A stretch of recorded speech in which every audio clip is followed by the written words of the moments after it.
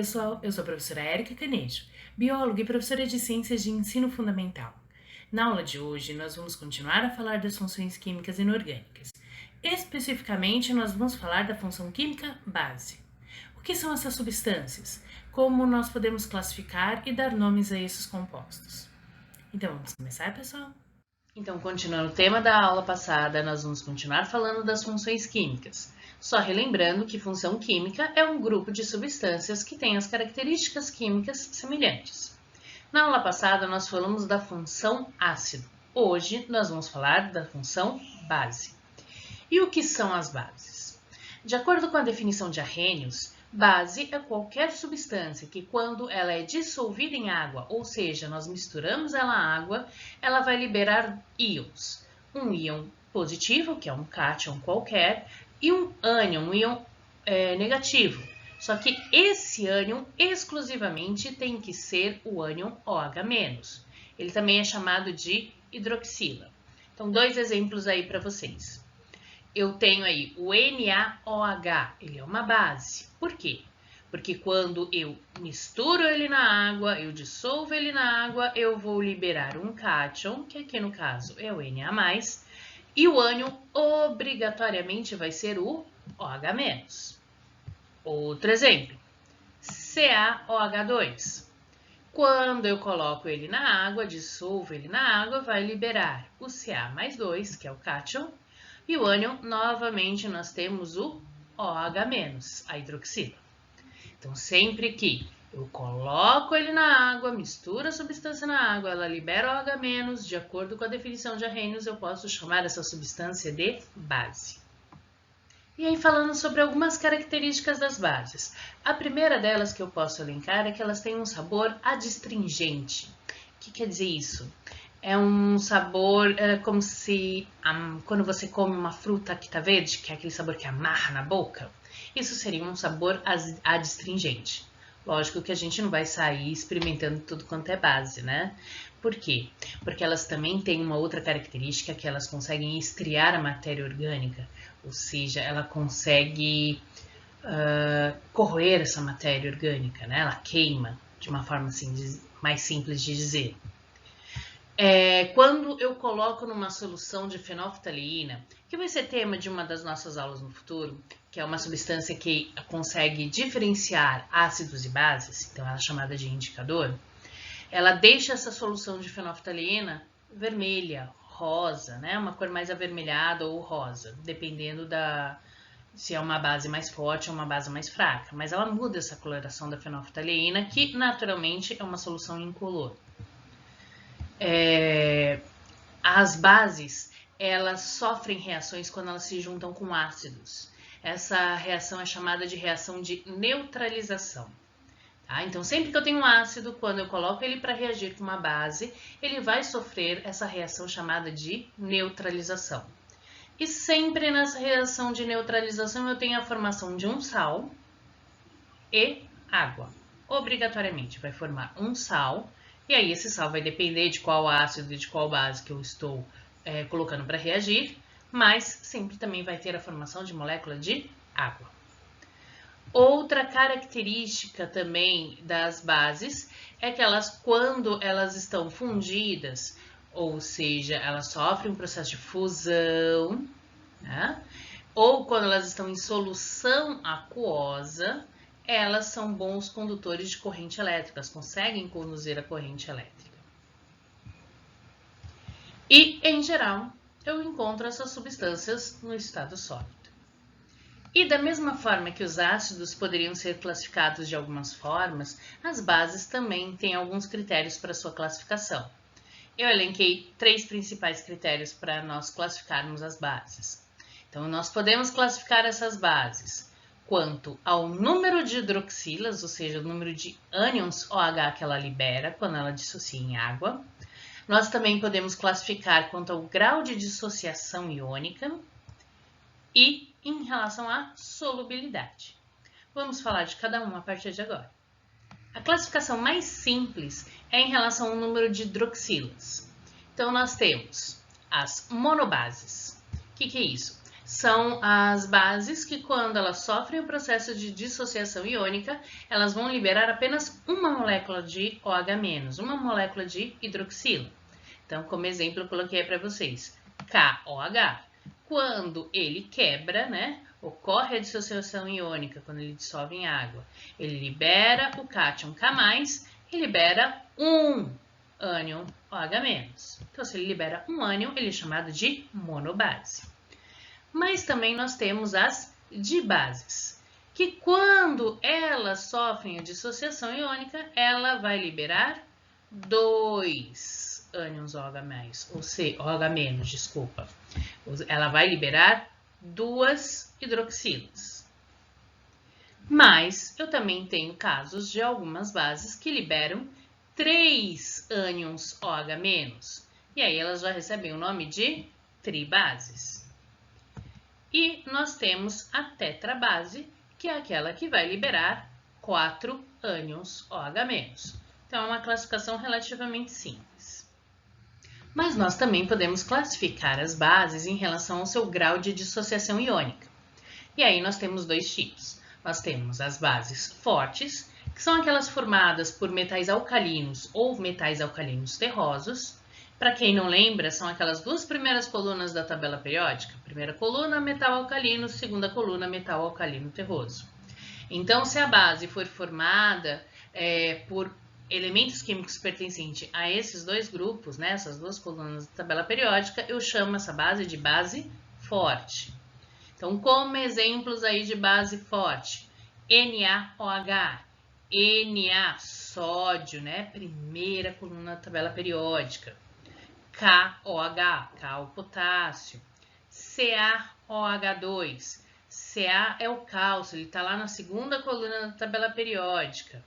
BaOH2, também segunda coluna da tabela periódica. Então, são chamados de bases fortes. Mas se eu tenho a base forte, eu também tenho a base fraca. Que é nesse grupo, eu vou ter o hidróxido de amônio e todas as outras bases. Ok?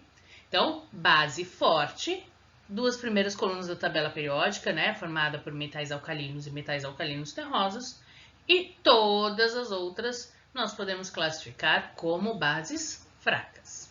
E aí, como exemplo, eu coloquei alguns para vocês, que é AgOH, então Ag prata, AlOH3, ZnOH2 e o NH4OH, que é o hidróxido de amônio.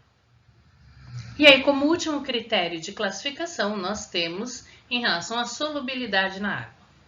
Nós temos as bases que são chamadas de solúveis em água, que são os hidróxidos dos metais alcalinos, primeira coluna da tabela periódica, e o hidróxido de amônio. Então, NaOH, KOH, LiOH, ou seja, primeira coluna da tabela periódica e o hidróxido de amônio, NH4OH.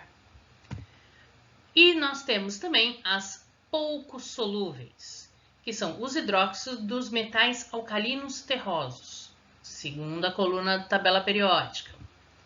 E aí, como exemplo, CaOH2, BaOH2. E nós temos as insolúveis, também chamadas de praticamente insolúveis, né? Que são todos os demais hidróxidos que vão entrar nessa classificação. Então, como exemplo, o CuOH, FeOH2, AgOH, AlOH3.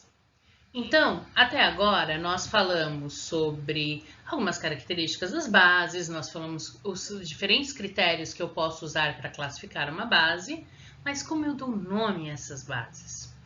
É bem simples.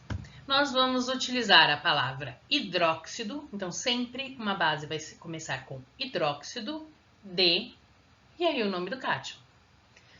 Vamos ver alguns exemplos. Coloquei alguns exemplos para vocês, né?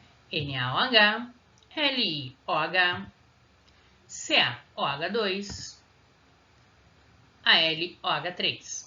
Então, vamos para o primeiro aqui, NaOH. Então, seguindo a regra, vai ser hidróxido de Na é o cátion. Qual é esse cátion? É o cátion sódio. Então, vai ser o hidróxido de sódio. O outro, LiOH, vai ser hidróxido de... O Li é o lítio. Então, hidróxido de lítio. CaOH2. De novo, mesma regra. Hidróxido de... E o nome do cátion que é cálcio. Então, hidróxido de cálcio. E a LOH3 vai ser o hidróxido de alumínio. Bem simples, né? Dá para complicar um pouquinho? Dá. Vamos ver lá. Então, só para complicar a nossa vida um pouquinho. Existem alguns cátions que eles podem ter cargas diferentes. E aí nós falamos daqueles elementos dos metais de transição, aquele meião da nossa tabela periódica. Então, alguns elementos ali, eles podem ter números de oxidação diferentes, NOx diferentes, ou seja, cargas diferentes. E aí, como que eu vou fazer para dar nome para esses, né? Essas bases especificamente? Para isso, você vai precisar daquela tabela de cátion e ânions que eu deixei para vocês, tá? E nós vamos lá. Hidróxido de, essa parte é igual, o nome do cátion e o NOx, ou a carga elétrica dele. Então, vamos lá. FeOH2, FeOH3. Fe, ferro, tem dois tipos de bases diferentes formados por ferro. CuOH, CuOH2. Então, vamos lá. FeOH2. Então, vai ser hidróxido de, Fe é ferro. A carga dele, diquinha fácil, é só saber aqui, ó, esse número, esse O2 representa a carga do cátion ferro. Então, vai ser hidróxido de ferro 2, com um número romano. Aqui, FeOH3, então 3, carga dele vai ser mais 3. Então, hidróxido de ferro 3. Aqui, Cu, né, é o cobre, CuOH, então vai ser hidróxido de cobre 1. Como não tem nada aqui, representa 1, então a carga do cobre mais 1. Mas eu também tenho aqui CuOH2, que vai ser o hidróxido de cobre 2. Deu para ver? Não é tão difícil assim, né? Dá para sobreviver isso.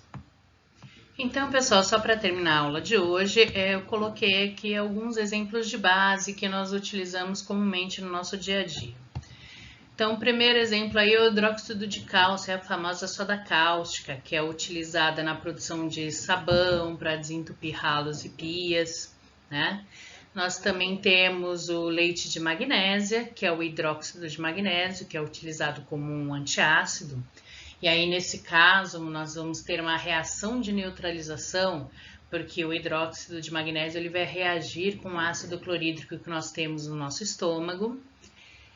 E outros exemplos que eu coloquei aí, né? O hidróxido de amônio, que a gente encontra em produto de limpeza, e o hidróxido de cálcio, que é utilizado na preparação de argamassa, tá? Espero que vocês tenham gostado da aula de hoje. Então, pessoal, hoje nós terminamos a nossa aula por aqui. Na aula de hoje, nós falamos sobre a função base, quais são as características desse grupo de substâncias e como que nós podemos classificar e dar nome a esses compostos. Na nossa próxima aula, nós vamos continuar a falar sobre as funções inorgânicas, mas nós vamos falar da função sal. Vamos falar quais são as características, quais são os tipos de sais e como nós damos o nome a essas substâncias também. Por favor, se tiverem qualquer dúvida, deixem nos comentários. Não se esqueçam de fazer as atividades na plataforma. E até a nossa próxima aula, pessoal!